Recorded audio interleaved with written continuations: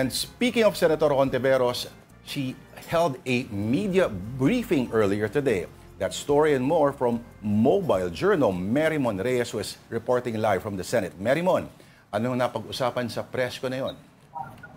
Magandang hapon at marami-rami yung nabanggit kanina niya at napag-usapan kasama si Senadora Risa Hontiveros. Kasama na rito yung inaabangan natin na August 6 na araw na pag-uusapan at possibly pagdesisyonan ng mga senador itong impeachment case laban kay VP Sara Duterte na dinesisyonan nga ng Korte Suprema as unconstitutional. Ang nasabi dito ni Senadora Risa, una-una, yung sa kanyang pagiging miyembro ng minority, she is proud daw and she's excited to work with the minority alongside Tito Sen as minority leader. Though yun nga, may mga pagkakaiba man daw sa opinion, for example, dito sa impeachment, nag-iisa naman daw ang minority pagdating doon sa ideya na kailangan daw magkaroon ng maayos at buong desisyon o paggalaw ang Senado patungkol nga dito sa impeachment. So we are expecting daw on August 6, mayroong masinsinang pagdedebate, mga argumento, and ang nasabi pa ng Senadora, possibly baka hindi parang magkaroon ng botohan on that day, lalong-lalo kung kukulangin pa yung oras para doon sa paghihimay-himay ng opinion sa mga magsasabing go, sa magsasabing wag nang ipagpatuloy ito. Kasi halimbawa sila Senator Mig Zubiri, in-acknowledge nila na may mangilan-ngilang mga senador. Halimbawa sila Senadora Risa, Senator Bam Aquino, Senator Kiko Pangilinan, who are now currently drafting also another resolution para magkaroon nga ng pagsusulong doon sa desisyon ng Supreme Court na maipagpatuloy pa itong impeachment trial. Ang sinasabi naman ng ibang mga senador, ito talaga yung nagiging directions mula pa noong 19th Congress. At sabi pa ni Senate President Chis Escudero na kung pinagpatuloy yan noong February tapos nagkaroon ngayon ng ruling ang SC unconstitutional pala lahat from the very beginning, so doon natin makikita kung paano nga ba yung magiging middle ground ng mga senador on August 6. And so far, ang asahan din natin sa mga susunod na linggo magsisimula na yung committee hearings at kasama na dyan at nabanggit din ng senadora is tutugisin na nga rin nila itong online gambling or gaming kung saan naapektuhan na rin ito ang mga pamilya lalong-lalo na marami from 3 million to 5 million according to Senator Mig Zubiri sa kanyang privilege speech kahapon, ganito na kaalarma talaga yung issue patungkol sa online gambling. Alright, Merrimon. Okay, ongoing pa ba yung press conference?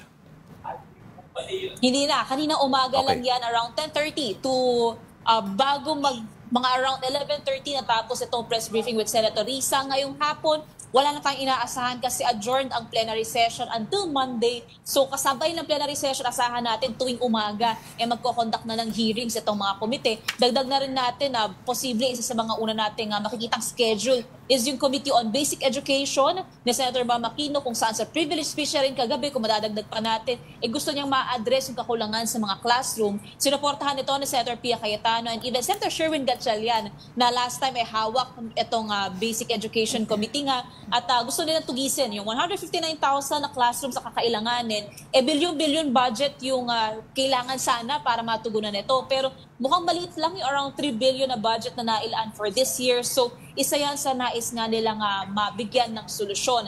Kabilang din dyan as also Senator Erwin Tulfo chairing yung Committee on Games and Amusement. For him, gusto niya total ban on online gambling pero aware din siya na mayroong iba pang mga opinion tungkol dito kaya naisip mo na mag-conduct ng hearing sa maraming stakeholders. After nyan, yung findings i-report sa Senado and hopefully later on nagmagsisik siya ng audience with the President for a possible executive order. Oo, Merrimon, nahirapan ako mag-focus sa sinasabi mo kasi ang lalaki pala ng mga nila dyan sa legacy wall, ano? Di ba? Para sila mga higanting nakatambay sa likod mo. Ito yung bagong legacy wall for the 20th Congress. Ito yung ni-reveal around 2 to 3 weeks ago bago maghabagat. Actually, Lunes yun, maghabagat na yun, simula na talaga yun. And around 800,000 ang naging gastos daw dito. Bukod dyan mismo sa pagpapatayo ng legacy wall, kasama na rin daw dyan yung pinaka-photoshoot ng mga senador dahil kailangan nang i-coordinate yung mga schedule nila, yung pag-aayos sa kanila.